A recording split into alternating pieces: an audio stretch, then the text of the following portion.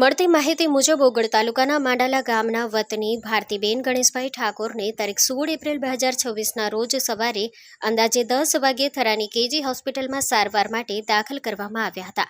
ત્યારબાદ 17 એપ્રિલના રોજ સવારે તેમનું ઓપરેશન કરવામાં આવ્યું હતું। પરિવારજનોના જણાવ્યા અનુસાર ઓપરેશન દરમિયાન જ ભારતીબેનની તબિયત અચાનક વધુ બગડી જતા હોસ્પિટલ દ્વારા તાત્કાલિક વધુ સારવાર માટે અન્ય દવાખાને લઈ જવાની સલાહ આપવામાં આવી હતી। ત્યારબાદ કેજી હોસ્પિટલની એમ્બ્યુલન્સ મારફતે તેમને પાટણ ખાતે રિફર કરવામાં આવ્યા હતા, પરંતુ રસ્તામાં જ ભારતીબેનનું મોત નીપજ્યું હોવાનું પરિવારજનોએ જણાવ્યું છે। ધારપુર પોલીસ ચોકી દ્વારા ઘટનાની જાણ થરા પોલીસ મથકને કરવામાં આવતા પોલીસ તાત્કાલિક ધોરણે કાર્યવાહી માટે પહોંચી હતી અને સમગ્ર મામલે વધુ તપાસ હાથ ધરવામાં આવી છે। Story report by V K. Dabhani.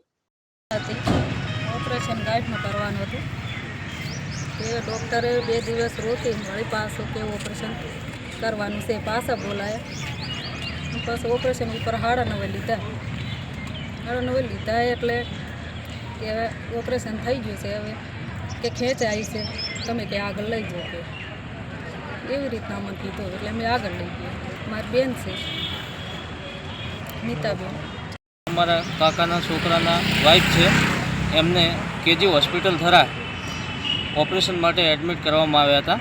એવું કહેવામાં આવ્યું હતું કે ગાંઠ છે। પછી કાલે સાંજે અમે ત્યાં ગયા હતા હોસ્પિટલ ઉપર કે અમારે મશીન ખરાબ છે કે મશીન અમારે મંગાવવું પડશે, એટલે રાતે વહેલા મોડા આવશે તો સવારે ઓપરેશન કરશું। ત્યારબાદ અમને રજા આપવામાં આવી એટલે અમે ઘરે આવી ગયા। ઘરે આવીને ફોન કરવામાં આવ્યો કે મશીન આવી ગયું છે, તમે અત્યારે અહીંયા એડમિટ થઈ જાઓ, અત્યારે એડમિટ તમે થઈ જશો તો સવારમાં ઓપરેશન કરશું।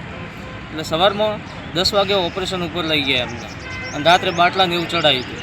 તો 10 વાગે ચાલુ ઓપરેશનમાં 10 વાગ્યા પછી અમને બોલાવવામાં આવ્યા કે અમની સિરિયસ કન્ડિશન છે તો તમારે આગળ લઈ જવા પડશે, અમારી કારી લાગે એમ નથી। તો ચાલુ ઓપરેશને અમને બહાર કાઢવામાં આવ્યા, એમ્બ્યુલન્સમાં ચડાવ્યા। ત્યારે જ અમને એવું હતું કે અમને હવે કાંઈ શરીરમાં છે નહીં, એક્સપર્ટ થઈ ગયેલ હતા। તે છતાં અમે ધારપુર હોસ્પિટલ PM કરાવવા માટે લઈને આવ્યા છીએ।